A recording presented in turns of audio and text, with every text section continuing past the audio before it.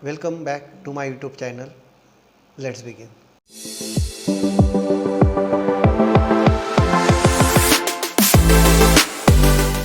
As per my promise, in the last video, we are going to discuss how to make an equity portfolio for investment purpose in this video. For investment, there are different types of investment people are currently doing. Investment in gold, investment in land, investment in bank FD.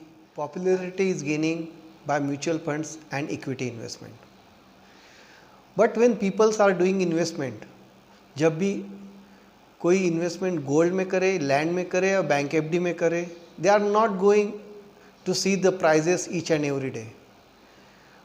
But when the peoples are doing investment in equity or in mutual fund, they are seeing their rates each and every day.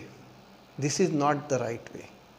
As we are doing investment for our future purpose, we have to take and give the time for the equity investment. While doing investment in equity, क्या हमें equity लेके भूल जाना चाहिए? Answer is no.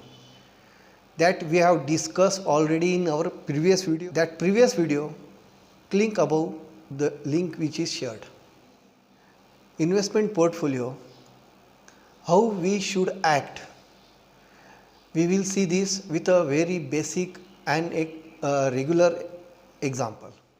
You are a businessman doing a business, and you have decided to give 1 lakh rupees of credit to all your customers.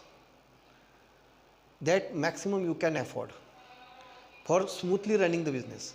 Credit क्यों देना रहता है? It's a part of a business. उन creditors में कुछ लोग अच्छे हो रहते हैं जो कि हमारा क्रेडिट 2 या 3 दिन में लौटा देते, कुछ लोग 7 या 8 दिन में लौटाते. तो हमें क्या हमारा पूरा क्रेडिट उन 2-3 लोगों में देना चाहिए? No, it's a bit risky. Why?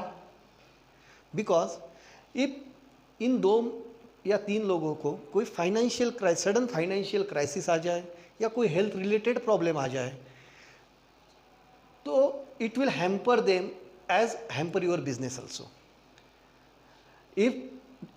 यदि आपका जो क्रेडिट है 10 या 15 लोगों में दिया, उनमें से 2 या 3 लोगों को भी कोई प्रॉब्लम आ जाए, हेल्थ रिलेटेड या फाइनेंशियल क्राइसिस आ जाए, तो भी आपका बिजनेस बाकी बचे हुए 10 या 12 लोगों की वजह से स्मूथली रन करेगा.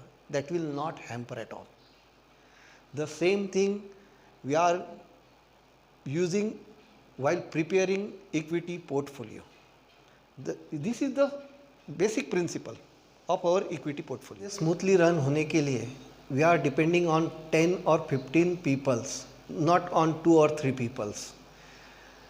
स्टॉक मार्केट में भी इसी तरह से 10 या 12 सेक्टर्स होते हैं.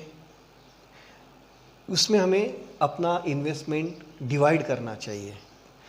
सेक्टर्स क्या होते हैं? FMCG sector, IT sector, banking, insurance, metal, infra, realty, and so on. There are many sectors. For better understanding, we will take an example. Suppose you have to invest 1 lakh rupees in equity market. Then choose 10 potential sectors. I am telling you potential sectors. And put 10,000 in each sector. In those 10 sectors, choose 10 or 10 to 15 stocks. Maximum 15, minimum 10 should be there. And invest accordingly 5,000 or 10,000 for each stock. Why we are doing like this? Suppose market में किसी sector के लिए ख़राब news आ जाए, या for example हम उसके लिए लेंगे कि सपोज क्रूड ऑयल का प्राइजेस बहुत बढ़ गए. It will definitely hamper the companies like your Asian paints, Berger, Pidilite. But बढ़े हुए क्रूड ऑयल का फ़ायदा भी ऑयल रिफाइनरिंग कंपनीज को होगा. कौन सी वो companies? ONGC, Reliance. That will be balance. Means Asian paints, Berger paints, Pidilite will be underperform, Reliance, ONGC will be perform better. For better understanding, we will take another example. Suppose कोई Covid जैसी बीमारी आई, क्या हुआ? Lockdown आया. Which sectors hamper? Consumer durables means Havells, Voltas, V-Guard. ये sectors में problem I. But which sectors perform at that time? Pharma sector ने उस टाइम अच्छा परफॉर्म किया. उसी तरह वर्क फ्रॉम होम का कल्चर बढ़ा, आईटी का बोलबाला रहा. इस तरह से जब कोई भी न्यूज़ पे मार्केट रिएक्ट करता है तो एक सेक्टर लॉस में रहता है, अल्टीमेटली दूसरा सेक्टर उससे बेनिफिट लेता है. अब आपको समझ में आ गया होगा कि इक्विटी पोर्टफोलियो किस तरह से बनाया जाता है.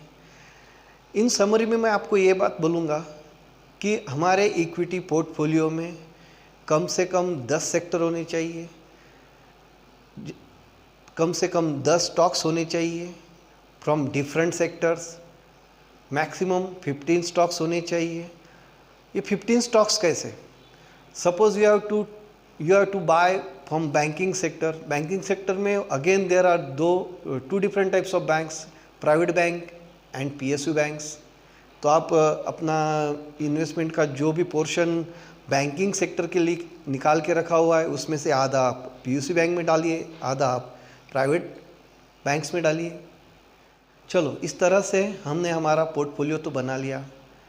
It consist of 10 different sectors and 10 to 15 different stocks from the different sectors. हमें हमारे ये लिए हुए स्टॉक्स का रिव्यू हर 3 महीने में करना है. किस तरह से करना है ये हमने हमारे पिछले वीडियो में बताया हुआ है, उसका लिंक ऊपर शेयर किया हुआ है. So go there and see my last video also for better understanding of this portfolio. हमेशा की तरह हम हर वीडियो के अंत में 2 स्टॉक शेयर करते हैं for the next week for the swing trade. बस इस वीडियो में मैं आपको कोई नए स्टॉक्स नहीं दूंगा. हमारे जो पुराने स्टॉक्स है which are performing very good, तो आपको वो स्टॉक्स देखने हैं तो मेरे पुराने 2 वीडियोस आप ज़रूर देखें. यदि कोई स्टॉक मुझे लाइव मार्केट के दौरान अच्छा लगे तो मैं मेरे इंस्टाग्राम अकाउंट पे वो शेयर करूँगा. To follow me on Instagram, link has been given in the description. Please go there and follow me. Thank you for watching my YouTube video till end. If you like my YouTube video, please like and share to others. And to get timely notifications of my upcoming videos, please do subscribe